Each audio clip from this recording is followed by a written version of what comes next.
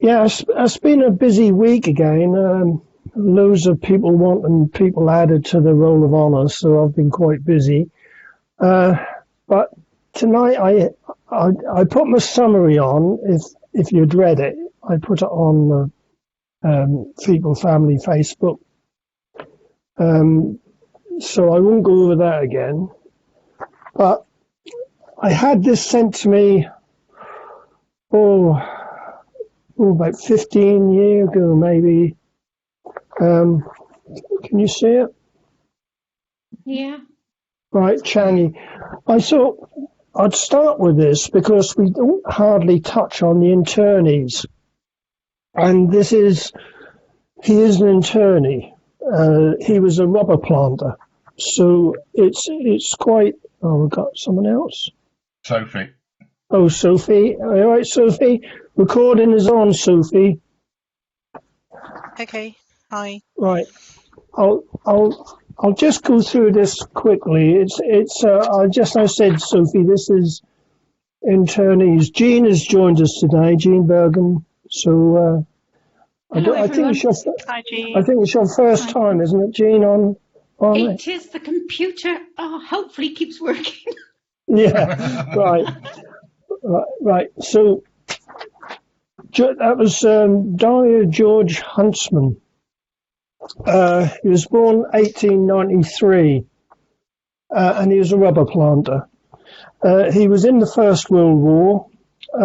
He was third county of London Yeomanry. The sharpshooters. Yeah, the sharpshooters. I thought I'd read this out because I hadn't come across this before. Originally composed of yeomen who, unlike farm labourers, owned the small holdings that they cultivated. Yeomen, an emerging middle class in rural England, viewed themselves as socially superior to the farm labourers or even small tenant farmers, neither of the above owning land.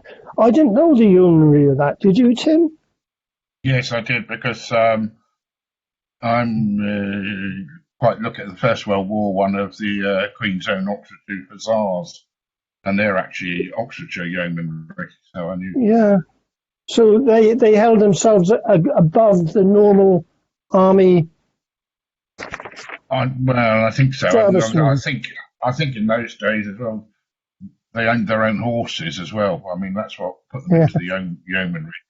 But cavalry as well. The one I'm looking at was a sort of cavalry unit. So. Yeah. Right. Well, he was a rubber planter, okay, and it's quite interesting. This holds his diary, and I'll start it on the 13th of February, 1942. That is a bit in places, so you'll have to bear with it. It's a bit quiet night. First job in the morning into town with Charlie to collect injured. Frightful experience. Limbs with new bodies and bodies with new limbs. Landed first load and went back for lorry with dead man in it. Landed him in the mortuary. Ghastly stink.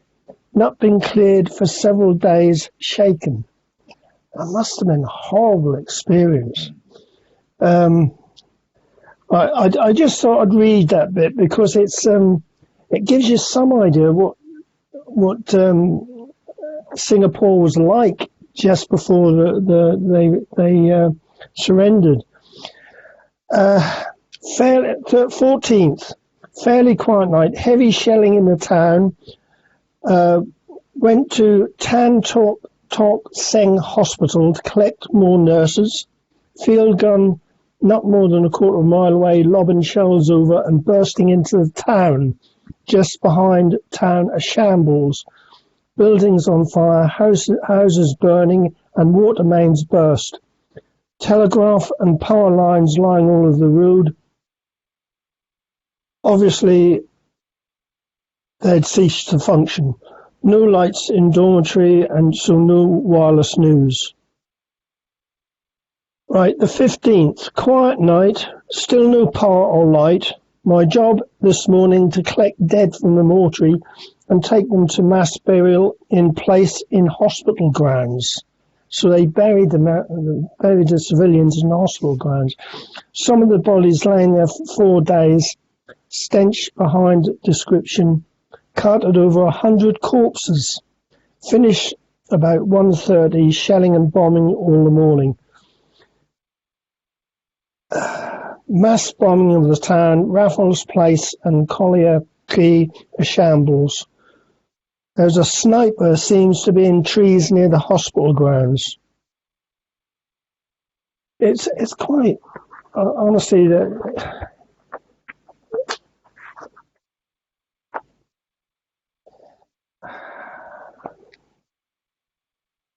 22nd. Jobs allocated today. I'm still ambulance driver. Nothing much doing today. News came in this evening and they're all off to the concentration camp. This is the 22nd of February. Have handed in Anna's address, that's his wife, in case news can be sent that they are safe and sound, because she escaped on one of the ships. She did actually make it to Colombo, but she died 1946. I can't remember what it was, but she died in 1946. Very uncertain as to whether we shall ride or have transport to the camp. Transport seems to be the order of our bags have been loaded into lorries, left in the afternoon and arrived at St Andrew's Convent School, Katong, in the evening, settled in and drove empty transports back to the mental hospital. So they didn't go straight to Changi prison. They actually didn't go to Changi prison till the 6th. So I always thought they went straight away, the civilians, but they didn't. And he does say that there was a lot of Chinese being found looting. He says they were looting, and so the Japanese were killing them on sight. But of course, we know the Suk Ching took place, and we know 5,000 Chinese were killed. They were collected up and taken to the beaches and killed. So it's not just looting. They did go through the Chinese population. I thought that'd be interesting because that is actually quite, as you can see, that's quite a big book. Now, he sent me this, and I had a look today to see why he sent me it like this, and that comes very close to where I am. It comes from Brancaster Staithe up North Norfolk. And he didn't get back to me, so that's near King's Lynn, if you don't know where Brancaster Staithe is. It's up North Norfolk. He didn't get back to me, so I didn't have his address to say thank you. So he sent me the copy, and that was later transferred into a book. Anyway, do you want to say anything about that? Did you know anything about that, Tim? No. Well, no. Not really. No. No. I mean, we don't touch on the I've said this before, Sinister Twilight. Brilliant book on Singapore. And this will interest you, Barbara. Mm-hmm. The night of the 15th of February, all right, they just surrendered. That night, the Bishop of Singapore, the Right Reverend John Leonard Wilson, held a service in the cathedral. The stone floor of the nave was still crowded with rows of wounded, some on camp beds, others lying on blankets, but the pews still remained in the choir. Hundreds of men and women, many of them Asians, crowded inside the congregational singing, "Praise my soul, the King of Heaven." Of course, he became the Bishop of Birmingham. Yeah. So I thought you might be interested in that. So he held a service that night. Yeah. So I've got some others, but I'll leave them. Anyone else got anything on February? February? Not on February, no. Well, actually, I I've got have. one Yeah. that's slightly February. It's I'm like, actually looking. how can you be slightly February? Well, Go on, Tim. it started in February. I came across an article I was reading, and it referred me to two books, both of which I can't find. They're out of print, and I can't find them on Amazon.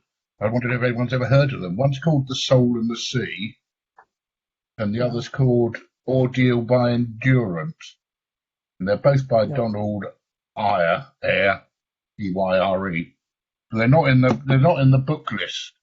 And I think they both might be the same story, in fact, but it's about a lot that actually escaped from Singapore, crossed over Sumatra, got on a fishing boat the other side, or nicked it, or what, I don't know. On the west coast, yeah. And then sailed out to India.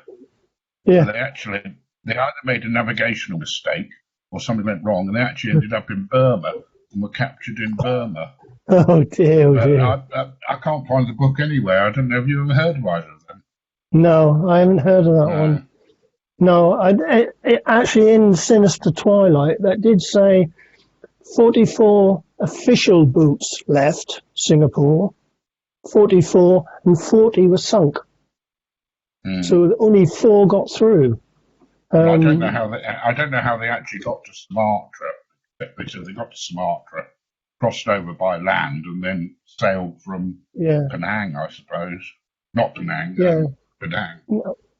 Yeah, the ones that I've read escaped to Colombo actually did land on the east coast, went across and caught the boats on the west coast.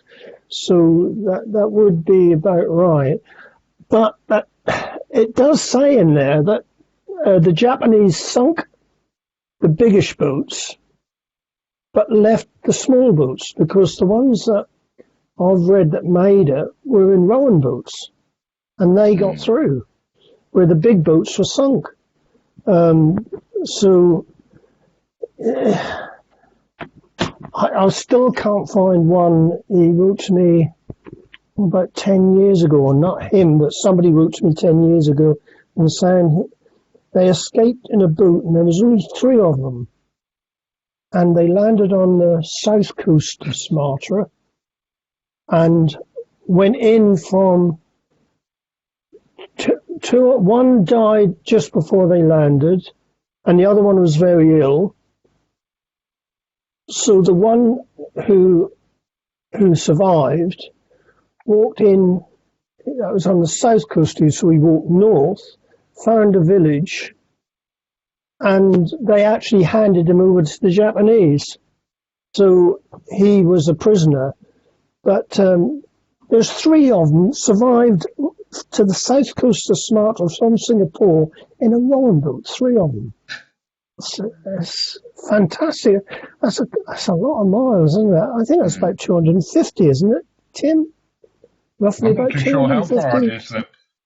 I'm not too sure. I'm not too sure how long Sumatra is. But Singapore is about the middle of Sumatra, so it's not far to go across. From Sumatra to Palembang is not that far. That sort of way. But once you get down the bottom, I'm not too sure how much further down the bottom is. There's quite a lot up the top as well, once you come across. But I suppose the tide took most of them south, because when you read about the rowing boats, most of them landed the south end of Sumatra, so it must be the tides took them. But I still can't find it. I wrote a thing in the Roll of Honour for him, and I can't find it. I can't remember his name. But anyway, I've got another one. Another one I thought would be different to read.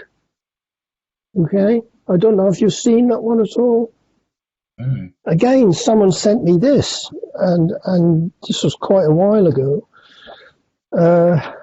He's an officer, Loyals, and he was just taken in special parties to Korea. So he ended up in Korea. And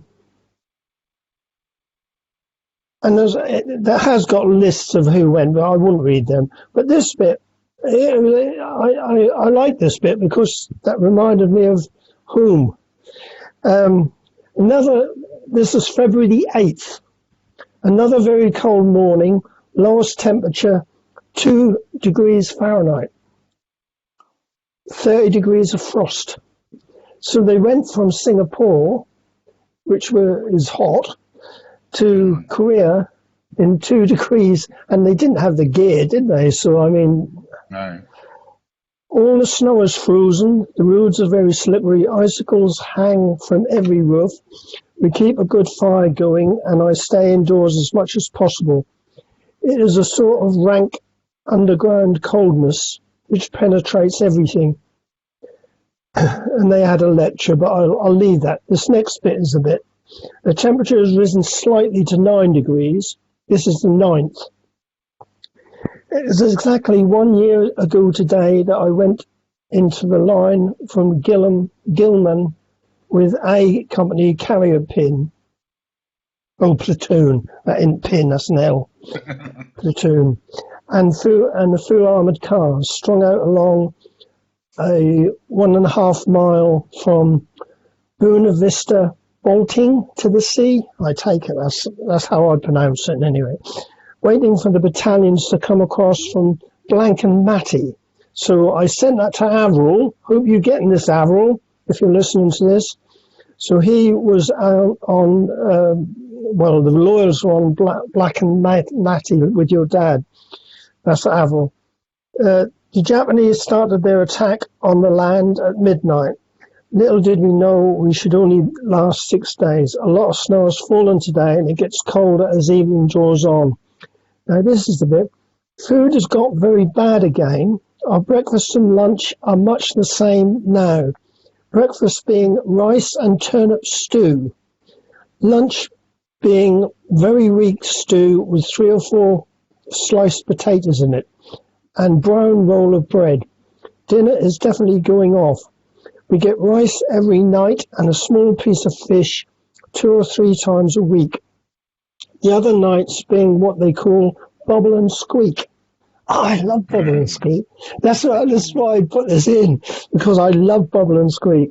And they explain that consisted of rice, potatoes, mixed up in about a spoonful of meat. What I do with my food is this. I and Tubby Sadler, Poole and Potato, we have our ration of lard and also fry it in the evening. Bubble and squeak. Mondays after Sunday lunch. Mum always used to do bubble and squeak because Dad didn't like any food thrown out at all. So we always had bubble and squeak on Monday from Sunday lunch. I thought that was quite interesting. I mean, that was, as you see, that was, all right, Matt? All right, Ronnie. I made it. Has your mains gone out? Your lights have not on. He's looking like you did the last time. Yeah. Right, so that was that one. So I'm trying to make something different, Barbara. Like we said, we don't want to keep on about one thing. I mean, Singapore was the main forces to be, but has anyone else got anything? I've got something. Yeah, can you go hear on? me? I'll leave it. Yeah. Yes, I can hear you. Yeah. Okay. I thought that what I'd got was going to be a bit gruesome, but having heard what you put, Ronnie, I think this matches it probably. And because recently I was contacted by a nurse called Sandra who was going to arrange the VJ75 commemorations in the Herefordshire County. She's very interested in the military nurses. And at our meeting last Tuesday, we were actually talking about the fannies, and she was interested in hearing about those. But what I thought I'd like to do to pay tribute to nurses in general, and these are Australian nurses, and you're all going to probably say, we don't want to hear about this, we all know about it, but it was the Banker massacre. Yeah. And that was the 12th of February, and I think these people deserve recognition for what happened to them. So I'll just go through what did happen. Yeah. So again, this is early. This is a week ago, 78 years ago, and on the 12th of February 1942, the 65 Australian nurses, as well as civilians and many injured service personnel, were put onto the Royal Yacht of Sarawak, the Viner Brook, and they left Singapore just before it fell, as it was bombed by the Japanese Air Force, and many of them died. But about 100 survivors landed on Raji Beach on Banker Island. They weren't aware at the time that the Japanese were already in control of that island. So I think they were hoping that, they'd found some sort of peace. And the lady that was in charge of the nurses, that was Irene Melville, suggested that, they stayed on the beach and looked after the injured and survivors, and that some of them should go further inland in the hope of finding help. But what they came across, obviously, were the Japanese. No. And the Japanese then came back, about 20 of them, with the ship's officer that had gone to seek help. No. And they forced the men that were able to walk to walk around the headland. And the nurses heard shooting, and the men were machine gunned. So they died. Then they came, and in front of the women, the injured people who were on stretchers or lying on the beach, in front of the nurses, were bayoneted to death. Then the Japanese officer ordered the 22 nurses and remaining one civilian woman to walk into the surf, where they were machine gunned. I see, it is gruesome again, isn't it? Mm-hmm. So when they were waist deep, that would have been the last thing. That must have been horrific to suddenly hear the guns start, and one by one they would have fallen. One nurse did manage to feign that she had died by just floating there. That was Vivian Bulwinky, and she crawled out into the bush when the soldiers had left. She lay unconscious for several days, but on waking up she encountered one Private Patrick Kingsley who had managed to survive the bayoneting, and 12 days later they surrendered to the Japanese, but he sadly died before reaching a POW camp. But she spent the next 3 years in one. Recent evidence has suggested that before the nurses were ordered to walk into the sea, they were actually raped by the Japanese soldiers. But because a lot of the Japanese were, when it came to the war crimes, they were given a certain amount of, discretion about their crimes. That wasn't actually brought to, but it does seem as though they were most likely raped before they were done. In fact, Vivian Bulwinky was not allowed to speak of this. She was gagged by the Australian government. I'd just like to say that there is now a memorial commemorating the nurses and the survivor, Owen Drummond, who was the officer in charge, and 6 others at that site on Banker Island. Yeah, I think you can look at it 2 ways. I think, did they not reveal it because of the families? To save the families the anguish of the rape. Because, being killed is one thing, but then being raped before you're killed is another thing, isn't it? Absolutely. And so I think, actually, I haven't put it on, but Judy Campbell, she's on the Figo, she's often sending me stuff, and she has sent me some pictures of the memorial service they had for the nurses, and also a video of the memorial service, and they are actually walking into the sea on the memorial service, which is quite a nice effect, to do. But in I think that's Sinister Twilight. No, that was the other one, the other book. The other one, he actually had to collect the nurses to take to the docks to be transported out, evacuated. And he actually went back 3 times to get the nurses.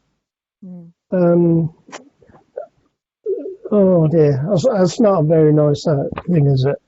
It isn't. But anyway, what I'll do is I will. Oh, my battery's running low. Oh, come on. Oh, my battery's running low now. I'm plugged in. Carry on talking, I'll try and sort myself out. You're falling to bits, Ronnie, that's what it is. Yeah, I think my mains is on, so I don't know where I am. How you doing, Tim? You all right? Not too bad, Matt. You all carry on, I'll try and get you on my other computer. You keeping better, Matt? Speaking, but as I say, hello, Sophie. And Barbara, I'm going to hope and try and see you on the next meeting. Oh, fabulous. Oh, you'll be very welcome. Very welcome. I don't know, this year's just been hectic, so it's carrying on hectic. I've got governors coming Friday, I think, to start putting a new roof on. They go starting next week for twice weekly pain injections. Before they can, I've got to be stabilised before they can give me new knees. But they confirmed last Wednesday they were to do that. And Stormcara ripped the back gates out of my mum, which are both 12 foot by 8 foot wide, and I had to go and fix those. Just fix the fence back to the wall. And all sorts of wonderful things. Oh, that's good. We've got 2 Ronnie Taylors now. Absolutely, 2 different views of him. 2 cameras, all round surveillance on you, Ronnie.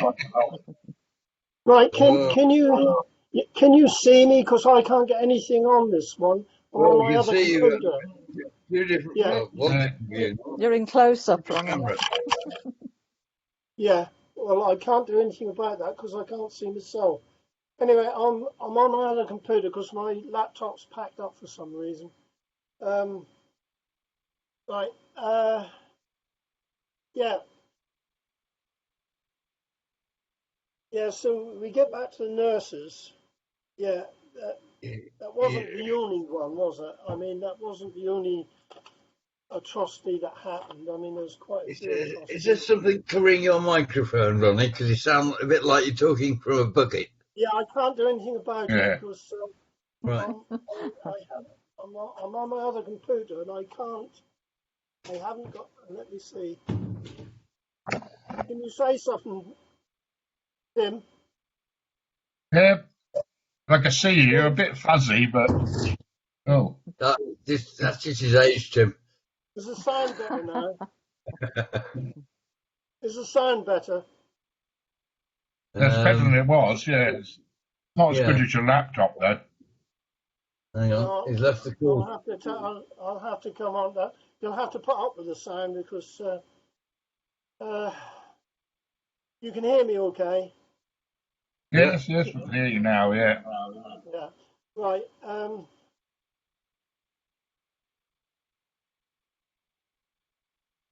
Is it? Right, carry on talking. I'll just find what I want.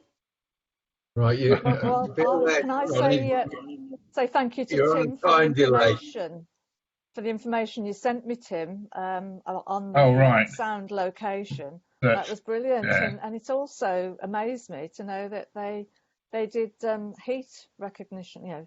Doing it by heat. Yeah, I'm not too sure whether the British did or whether that was Americans, but. All right. But it was interesting. It might be American, so I shouldn't follow that bit up too. But if your dad was on it, he must have had really good hearing, because it was all done, as to which ear could hear it better than the other. There was no gadgets or electronics involved. All right, yeah. It was all doing it through a headset type thing, and getting the direction. That's how they got the direction right. When it equalised up in their headphones. And I think he was. And then he was very other good chap at maths. Yeah.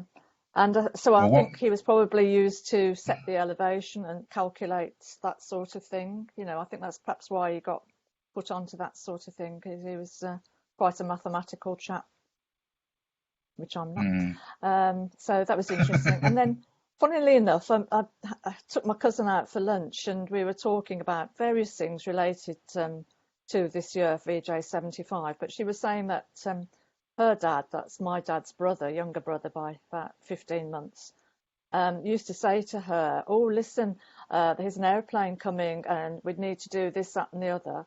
And I said, "Well, I just wonder," because Dad was involved in fighting on the Blitz and that sort of thing, and his brother didn't actually enlist for a further 12 months after Dad did, that maybe Dad had been telling him what he'd done, and sort of got him interested in listening to where planes were and tracking that sort of thing.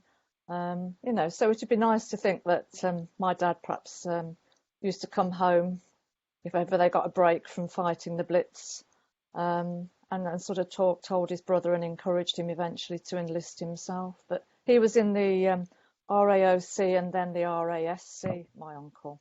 So the closest he got to my dad, I think, was swimming in the Suez Canal at one time, which he did. Yeah. Yeah. So yeah. Where did he end up, Barbara?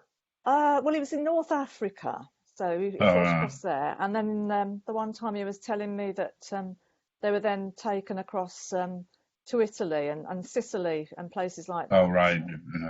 Because he recalls landing under a bombardment and ducking and diving as bits and pieces flew across and landed near them. But I don't think he had a very big idea about what happened to Dad.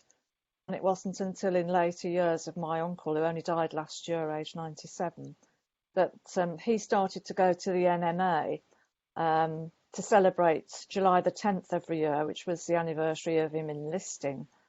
And the first couple of times he went, he couldn't face going into the COFEPO huts. He just didn't want to know what had happened to his brother, really, I think. But bit by bit, he came to talk more and more, said things like, "Did I ever recognise the scars on my dad's back?" And quite frankly, I didn't, and it appalls me. They were just part of my dad. And that's where he'd been beaten with a sword, by the Japanese guards or the Koreans maybe. And the big hole in his leg was where he'd had a snake bite and it had been dug out. And I wished I'd talked more even to my uncle to try and find out what had happened, that maybe Dad told him as soldiers, because they often chatted as soldiers, didn't they? But sadly, Alan isn't here.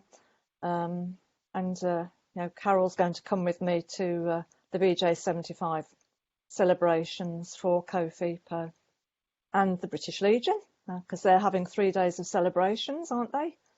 Without checking what COFEPO are going to do. So maybe we'll see some of you there. I don't know if any of you are planning to go to the NMA. You'll see me, hopefully. Lovely. That'd be nice. RMA. Yeah. I'm going to come to your dinner as well. Excellent. Yeah. Oh, we'll have a good time. We had a good time at Christmas. Sorry? Are you having two? Is it? Having what? I'm getting confused here. Yours is the day before. Is it the 15th? Ours is on the Tuesday. It'd be our regular monthly meeting day. So right. I think it's that works out as not the 14th. It'd be about the 11th. 10th or 11th of August. Yeah, have you got Malayan Volunteers party or something going? I've got one on the 15th at the RMA, which is the Royal British Legion, and one on the 16th at the life of me. I can't think who it is. I've got to find out. The NMA, there's, I believe that the British Legion are doing 3 days worth of commemorations, but COFIPO have got the Saturday the 15th at Lichfield Cathedral, like they did similar for That's right, yeah. BJ70. I'm going to the cathedral.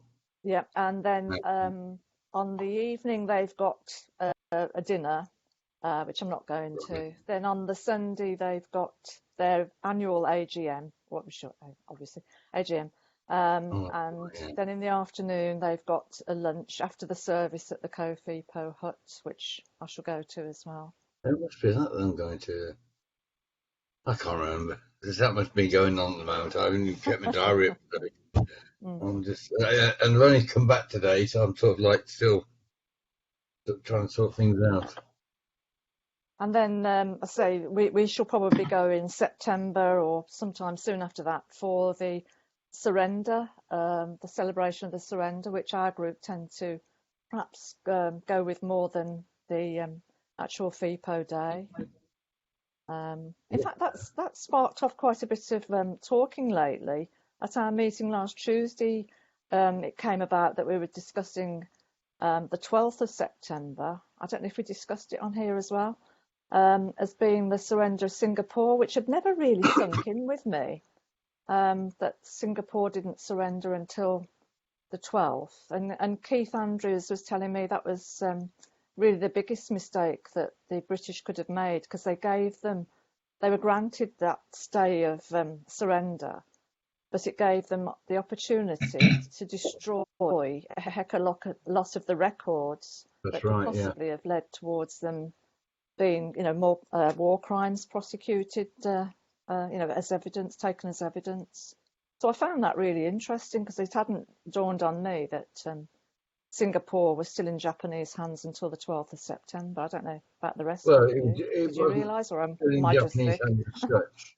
They did surrender, but they were allowed to stay continuing what they were doing until the British had enough people to take over, which didn't happen till I think it was the 14th of September. They actually managed to replace the Japanese with British or Commonwealth troops. Which I think, and yes, they did manage to destroy a hell of a lot of records. Yeah. I think the 12th of September, I think, was the actual signing of the surrender rather than the actual surrender. Well, the 14th, they actually. I'll have to go and check it. I think it's 69 to 14. Why didn't just one surrender cover everywhere then? Help me out with this. Well, I think it did. Why didn't the right? Because I thought I think it did. Surrender on. I think but that was on the 2nd on the Missouri. Yeah, but that was the signing. But the official date was set 2 weeks hence from that date. Oh right. Because the Japanese were so widespread on the different islands. Hang on, I've lost sound. No, we can. No, you haven't. I can hear you.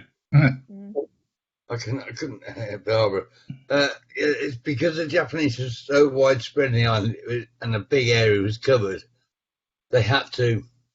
Don't forget, the actual fighting carried on after the official surrender, and everybody's supposed to lay down their arms. So the final Japanese, if you like, the active units, it was. I think it was the 10th of October was the final, if you like, battle between Americans and Japanese. And then the Japanese surrendered. That was the 10th of October. It didn't just stop.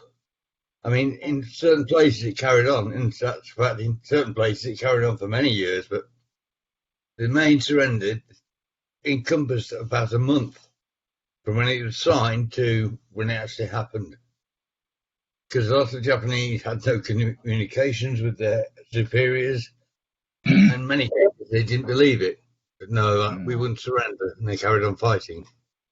Can you hear me? Yes. Only just. Gene? You can. Oh, it's you, Ronnie. You sound like you're down a hole now. Yeah. Oh, well, I'm on my other computer, and the mic isn't very good on this one. Actually, a lot of the POWs were released in August. The official, right, yeah. The Emperor gave the surrender details on the 15th of August. It wasn't till the official documents were signed. Some were signed on the 2nd, some on the 22nd, but the date of surrender was the 15th of August. And when we held a poll with the Feeple community, the date the Feeples wanted was the 15th of August. That's why we held. That's right. That's why we called it Feeple Day, because it wasn't signed till the 2nd, but the official date of surrender was when the Emperor said it was. But I was talking to Keith Bettany, and he sent me a document which I can remember actually. That I can remember when it came out. That was 1975. That was on front page news, front page papers, that a Japanese had just surrendered. 1975. I remember that. Yeah. Yeah. He came out of the jungle. That's right. He just surrendered. He didn't know the war was over.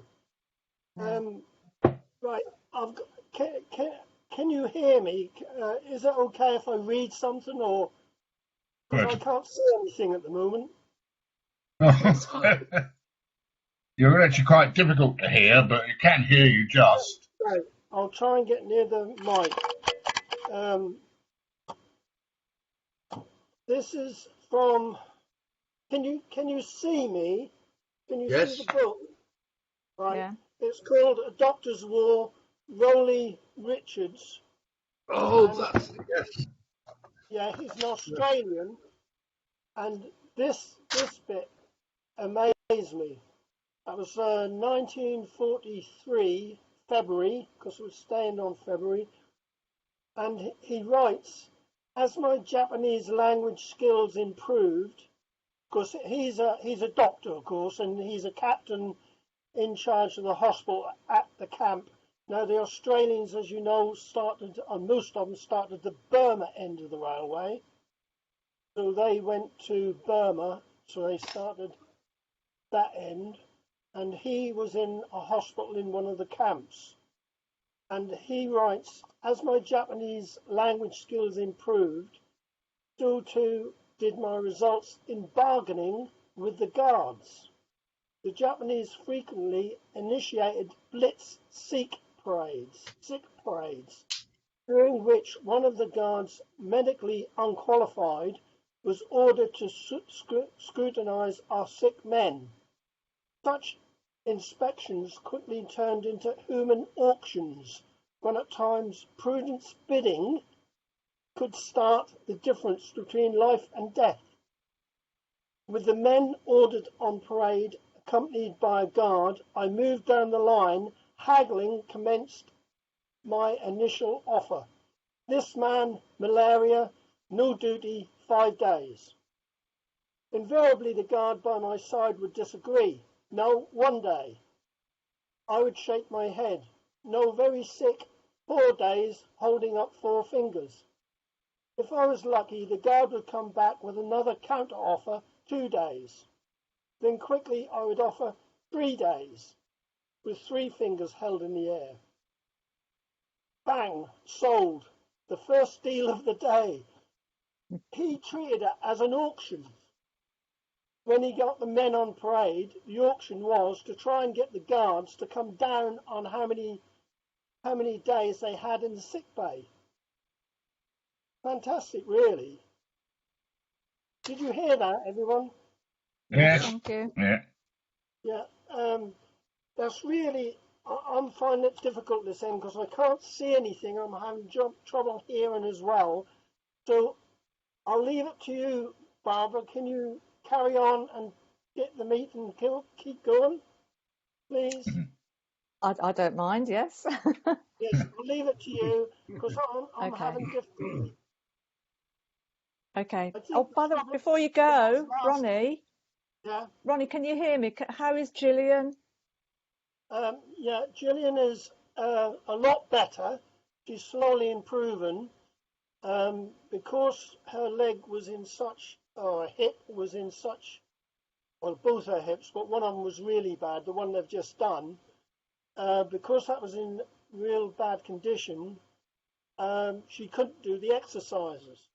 So after she's had the hip done, all the muscles want to be done. So they're slowly, the physios are slowly getting to working again. I think I told you last time that the hip joint had completely gone. So the hip had moved up away from where the joint was. So that was what was causing the problem. But she's getting on. She's coming on quite well. But I'll leave it to you, Barbara. You carry on. Okay. Okay. Give her our regards. Anyway. Okay. Right. Yes. Okay, folks. Jean, you've been very quiet. Please come and tell us about You're all so knowledgeable. I feel really... No, we're not. No. Far I feel from it. hopeless. But No, I'm learning a lot. I just blag it, Jean. So so there you go. But come on, tell us about your FIPO links, because that's what I love to hear is other people's why they're interested. So come on, tell us a bit about.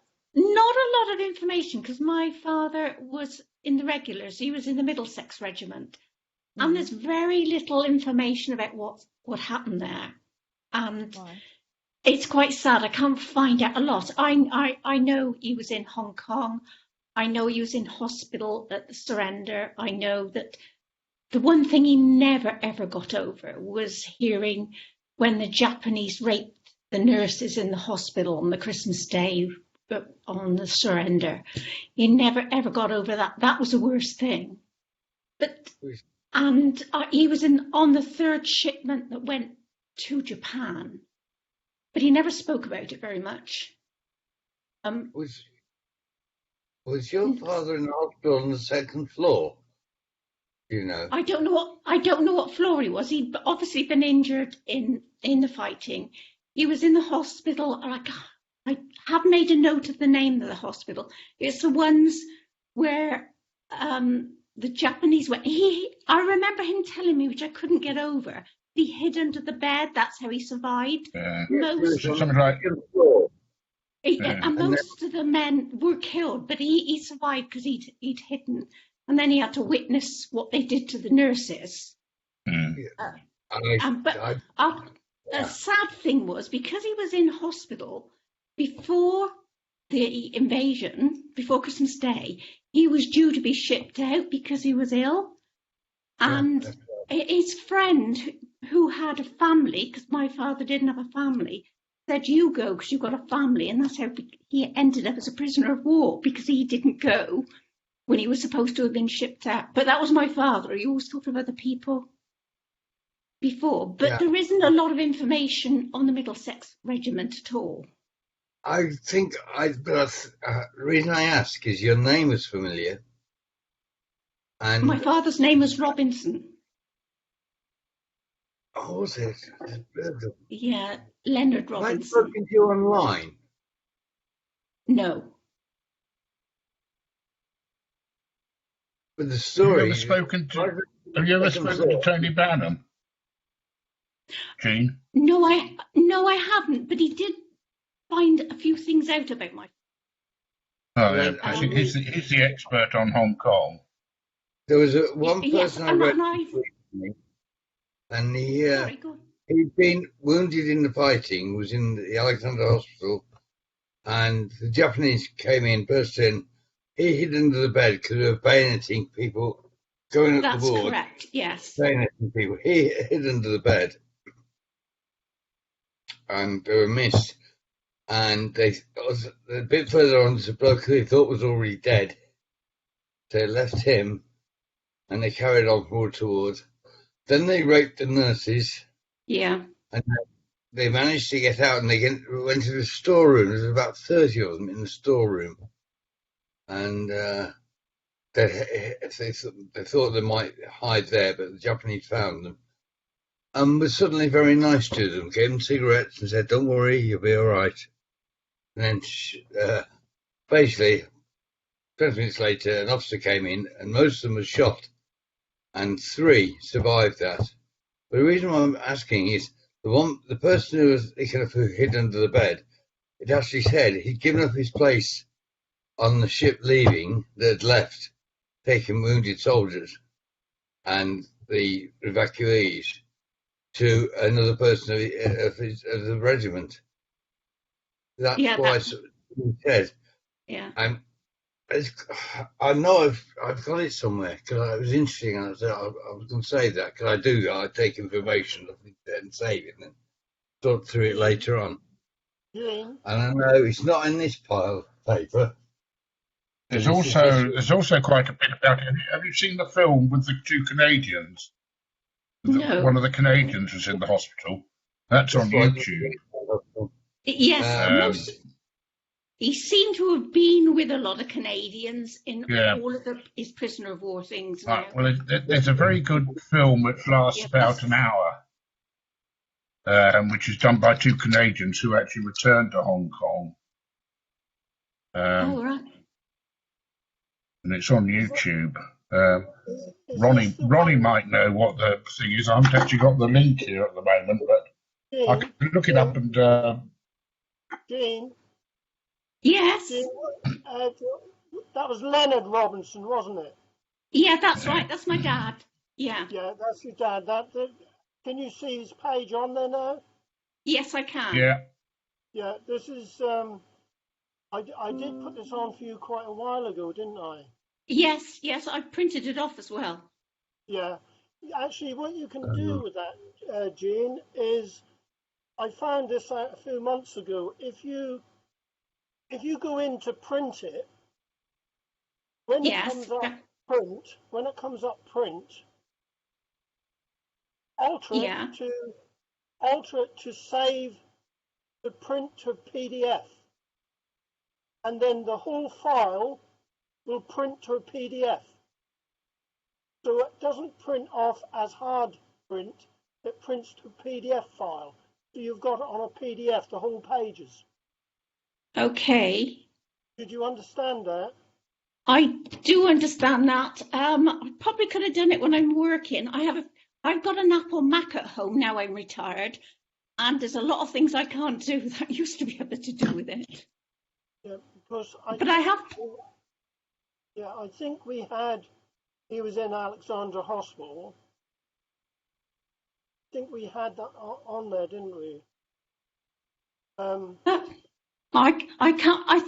The reason I found out which hospital he was in was because I can't remember which book I read now. I've read so many, but I was able to find out which hospital he was. Because there was only one hospital where the nurses got raped. I seem to be able to find. It was something like St. Christopher's. Yeah, was it St. Christopher's or something like that? No, it was Alexander. Alexander Hospital. That was Alexander Hospital. The nurses there were raped. They were put in. If you hold on a minute, I'll go and get. We're talking about Hong Kong, Ronnie. I think. I'll just go and get some. I'll be able to tell you. Also, we're on about her father. We're on about her father, aren't we? Yes. Hang on, I'll go and get. Yeah, but he was in Hong Kong, Ronnie. Oh yeah, I've got it in Hong Kong. Yeah. Yeah. No, I don't know about hospital with a rape in Hong Kong though. There was the main British. There was the main British hospital in Bowen Road, but there was another one out towards Stanley, which I think was called St. Christopher's or something, or St. Somebody's. Yeah. But Ronnie, can you remember the film about with the 2 Canadians? It's called something like Christmas in Hong Kong, or. Oh, hang on. Remember that one. It's on YouTube, I know.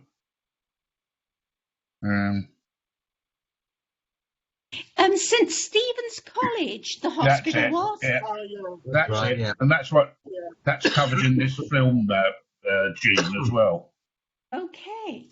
So if you haven't seen it, you might, because that was a chap who actually hid there as well. A Canadian who hid there because he'd been. I think a grenade had gone off and got him in the legs or something, and he'd been taken there. And he talks about what happened. Oh, right. Do you use Messenger on Facebook? Yes, I do. He was right. I'll send you a message. Oh, that'd be great. Later. And also, on this book, down the bottom there was. Sorry, Ronnie. Yeah, he was lucky, Jean, because he didn't go on the Lisbon Maru draft. No, he didn't. He went on the draft, which was a good draft. That was a show draft. I read that. Yeah. The Japanese wanted to show the Red Cross that they were looking after the prisoners, so they sent them on the draft he was on, the Tatsuti Maru. And that was a show draft just to prove to the Red Cross that they were looking after the prisoners. So he was lucky, because this last 2 weeks, all I'm getting is people asking me about the Lisbon Maru, because they were on the Lisbon Maru and they wanted on the Roll of Honour. And there was some I've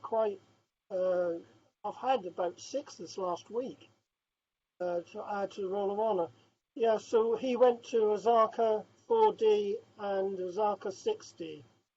Yeah. Yeah. So it was Middlesex. So he was Hong Kong. If you ask Tony, if you put in the Feeple Family Facebook, Tony is on.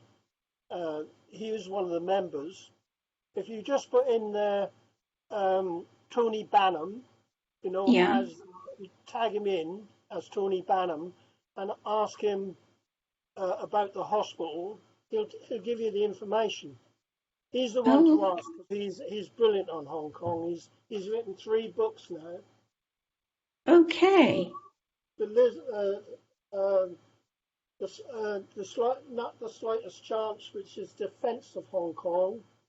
The Sinking of the Lisbon Maru, which wouldn't interest you because he wasn't on there, and We Shall Suffer There. He actually comes from my neck of the woods. He comes from Wells. So he's from my neck of the woods. But if anyone will know, Tony will know. Okay. So I think that's best to ask Tony, and he'll give you all the details. Carry on talking, and I'll just have a look in the book. That was St. Stephen's, you think? Yes. Yeah. Have a look. You carry on talking. Okay. We can't hear you when you come back.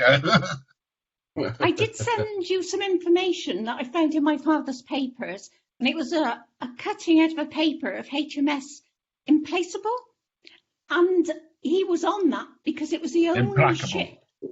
Oh, Implacable, is it? Implacable. Okay. I wrote Implacable. It's the only. I knew he went to Vancouver, and it's the only ship that went to Vancouver with the Japanese prisoners of war. Right. And I know he went across Canada. I couldn't find out which boat he got when he got to the other side to get over here. I'm guessing it was probably the Queen Elizabeth, the first. It kept going backwards and forwards, didn't it? From Halifax. Can you hear me, Ronnie? Yeah. Can you take your Roll of Honour down? We can't see anyone. Sorry. That's better. I can't see a thing, so I'm sorry. I'll do it again. Sophie's not here, is she? She is. I don't know. Yeah, I am here. Oh, right. You just lost your picture. Was Implacable was off. Sniffing. Was Implacable on the list? Think anybody wants to listen to that? So. It's one of the boats that I'm going. Is it one of the ones that's on the Mansell site with the passenger? Yeah, and it's one of the ones that I started to do, but then there were some pages in it which were just I don't know whether it's the way they've been copied or scanned or something, but they were sort of some of them are awful, aren't they? I just thought there's going to be probably half a page there, which is just going to be a write-off because there's not enough that I can see to do. But I can have a look through, Jean, if you want, because I did start doing that one, and it's just that they are quite time-consuming to do. Let's see. Yeah. I'm sure I found his name on the list. Yeah. I can't find it again. I found it once online, and then it's not easy to find the same thing again. But I'm sure I found his name on there. But it's on the Roger Mansell site. Yeah. You can look through the PDF file yourself. They are quite. They're not very easy on the eye because you have to go through pages and pages and pages, and they're not always alphabetical, as I find out either. So, but yeah, it would say on there, but the other ship, the Queen Elizabeth, I don't recall seeing that. I think if you can get if you've got his service records, as I did with my own dad, he's recorded as coming into Liverpool on the 9th of November, and there was only one ship that came in there, so it's just by the process of elimination, and all the rest of the information points to that anyway. Yeah. I don't know where he not get his service records. No. Well, it will either be Liverpool or Southampton, won't it? So there's only two choices. But if you could get his service records, because I got my because my mum's still alive, because she was 20 years my dad's junior, so she's 80 now. I got her to sign the forms for me, and it went to her, and I got it all for free instead of having to pay £60. So 30. Yeah, I just £30. filled it in, and I said sign here. So and she just gave it to me when she got it. So, but it did fill in. Yeah. It did fill in a lot of gaps that wouldn't have otherwise been filled in. So if you haven't got them already, I would get them, even if you have to pay the money to get them. So, because luckily I was going to say my children are interested. So when I've gone, there's still people in the family who are interested and want to know about it. So I think I will get those service records for my girls. Because they are. They're actually very interesting, because although they won't cover his time as a prisoner of war, it's actually quite interesting because it will cover his time when he was in the UK, and you can then get the war diaries and they'll see what the Middlesex Regiment was doing before that. Okay. So you could get his whole career bit. And it's the Japanese prisoner of war bit that's always the difficult bit. Yes, yeah. I know some of the. He didn't say very much at all. My dad didn't say anything. A few things, because I remember saying once when I was young and silly or sillier about. I thought the bomb was terrible. Dropping the bomb on Hiroshima and Hiroshima. And he said if they hadn't have dropped it, he wouldn't have survived. He thought he'd only have gone on another couple of weeks, because at the end he was down in the mines. Yeah. Yeah, and it was... But I can't believe that somebody as lovely as my dad went through all that. He was absolutely an amazing father. Amazing. It's absolutely terrible when you think about it. Yeah. I don't know what happened to my dad. I think he just blotted it out. And his only way of coping was to blot it out as much as he could. I think that was the way for a lot of them. Very few spoke about what had happened. I mean, he never actually really said anything. He'd say, "I'm never eating rice again in my life." No. Why don't you have some rice pudding or something? He'd say, "I've had quite enough rice to last me a lifetime. I'm not touching this stuff."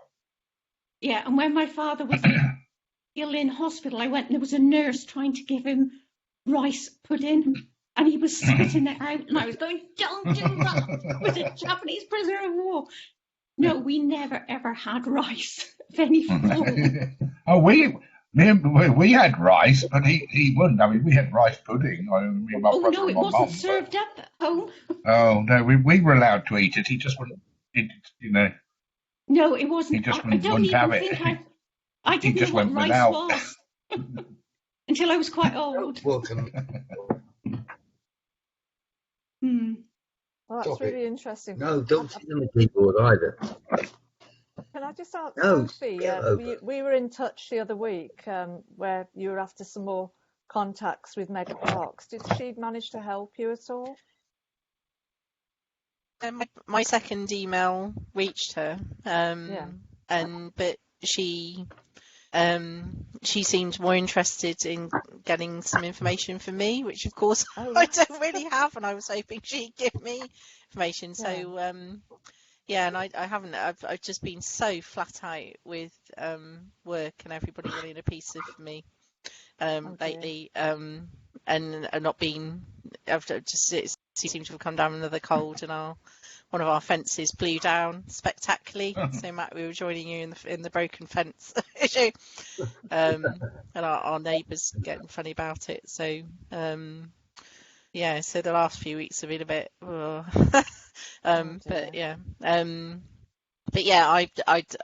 must go back to her email and just see if I can just give her any other information, and she might sort of give me some back. I don't know. So. So. Jane? Yes. Can you hear me? Yeah. Did you say? Yes. Was it St Stephen's Hospital? Yes. St Stephen's. It's out by. Hospital. Yeah, St Stephen's Hospital on the 24th of December at 12 o'clock. Stephen's Hospital is now holding more than 400 patients. This number is now reduced to 280. Doesn't say anything about the Japanese killing anyone. But they said it was reduced from 400 to 280. But ask Tony. Tony will know if they killed anyone. This is his book, by the way. Can you see the cover? Yes. Yeah, okay. Not the slightest change, Yeah, if chance. You haven't got it. Oh, chance, is it? Okay. You won't get. Not the slightest chance. The Defence of Hong Kong, 1941. Now, if you haven't got it, get it. Because it tells you the diary of what happened, the Middlesex and everything. Oh, right. That'll really help you. This is the fall of Singapore. Okay. Fall of Hong Kong. Fall of Hong Kong, sorry. You might find you can't get it. I've tried to get it before, and the last time I looked, it was way up in the megabucks figure. It's been out of print for so long. Well, when you write, Jean, when you write to Tony on the Feeble family, and just ask him if there's any chance of him getting you one, because more than likely he's got copies. Okay. They'll come from Hong Kong, but it is a very good book. It's a big book, and it's all about the fall of Hong Kong. I mean, that didn't take. See that? Yeah, got that. Yeah. Best wishes, Tony. I put signed copy. Because they are brilliant books, honestly. So that is really worth it.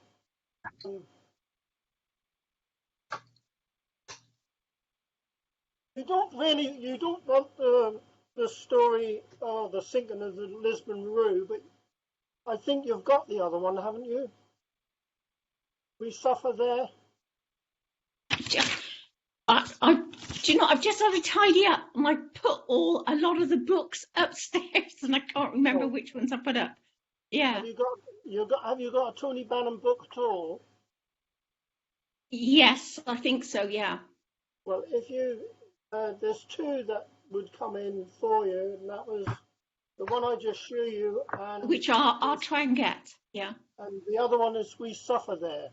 which is all about where they were sent. From your point of view, I think the fighting the Singapore, the Hong Kong one, they're doing the best work. I'm talking. Leave it be. You're in a mood, aren't you?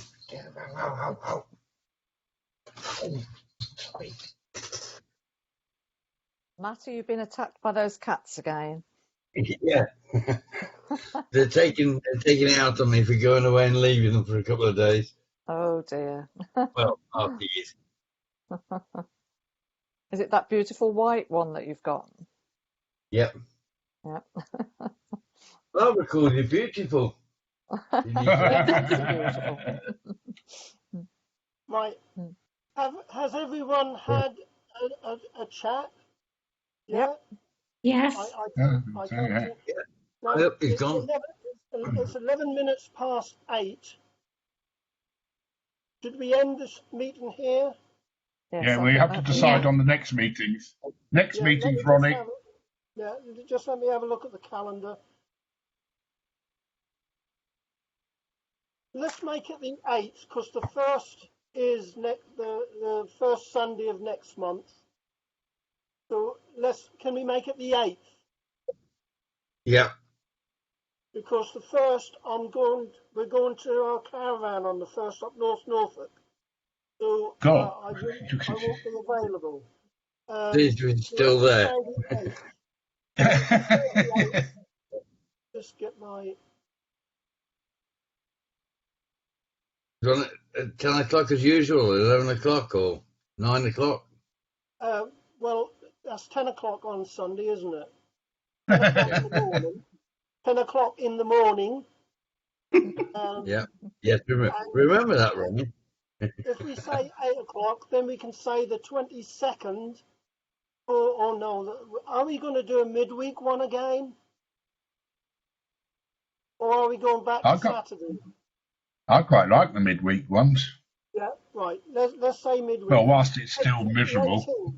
18th. So the 8th, the Sunday one at 10 o'clock. And the 18th, the Wednesday one at 7 o'clock.